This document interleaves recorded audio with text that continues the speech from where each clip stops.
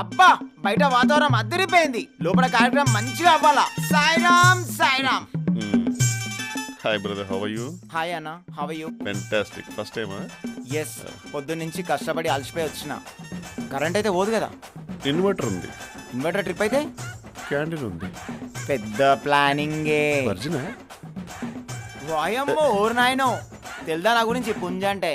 Google ఒకటి తెలుస్తుంది పుంజ అంటే ఏందో. ఏంటి బా ఇక్కడ ఎవరు పట్టించుకోరా మన్ని? వస్తారు కొంచెం టైం. పుంజు పైకి అనుకో కొంచెం.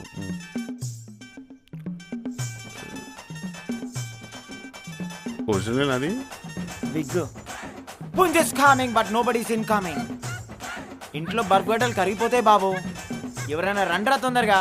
ఇప్పటికే చాలా లేట్ అయిపోయింది. హలో భయ్యా భయ్యా, హలో ఓయ్ కస్టమర్ని పట్టించుకోరా భయ్యా మీరు? అసలు కస్టమర్ వస్తే 3 cheers రౌండ్ ఆఫ్ అప్లాస్ కొట్టాలి, కానీ మీరేంది భయ్యా అసలు పట్టించుకోరు? ఓ కస్టమర్ ఇదో బిజినెస్, అసలు దీని బిజినెస్ అంటారా? ఇక్కడికి వచ్చే కస్టమర్ ఎవరైనా సరే బిజినెస్ గురించి మాత్రం తక్కువ వేసి మాట్లాడకపోయా. ప్రపంచం పుట్లపచ్చుంది బిజినెస్, ప్రపంచం అంతమయ్యేదాకా ఉంటుంది బిజినెస్. ఈ బిజినెస్ కి ఆల్టర్నేట్ లేదు, దీని దరిదాపులోకి ఏది రాదు. అలాంటి బిజినెస్ దగ్గరకు వచ్చే కస్టమర్తో మాట్లాడే పద్ధతి ఇదేనా? ఇక్కడికి వచ్చే కస్టమర్లు ఒళ్ళు కువ్వెక్కిపోయో డబ్బులు ఎక్కువైపోయో రారు భయో.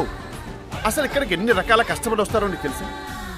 అక్కడ ఒక తల్లికి పిల్లలకి మధ్యన నలిగిపోయి ఎటు మాట్లాడాలో తెలియక, ఏం చేయాలో తెలియక, ఎటు పోవాలో తెలియక ఇక్కడికి వచ్చి ఒక ఆడదాన్ని పట్టుకొని గట్టిగా హత్తుకొని బోర్మనేర్చే మగవాళ్ళు ఎంతమంది అనుకున్నావు?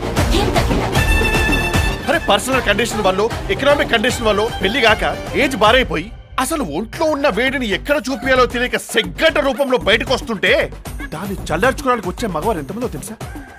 ఇక్కడ చేసేది అందరూ చేసేదేనా?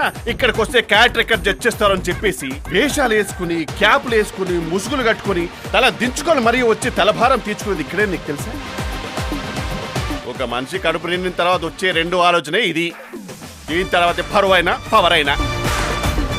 అసలు ఒక దేశం పర్యాటక రంగంలో పరుగులు పెట్టించాలంటే పెట్టే ఫస్ట్ బిజినెస్ ఇదే భయ్యో.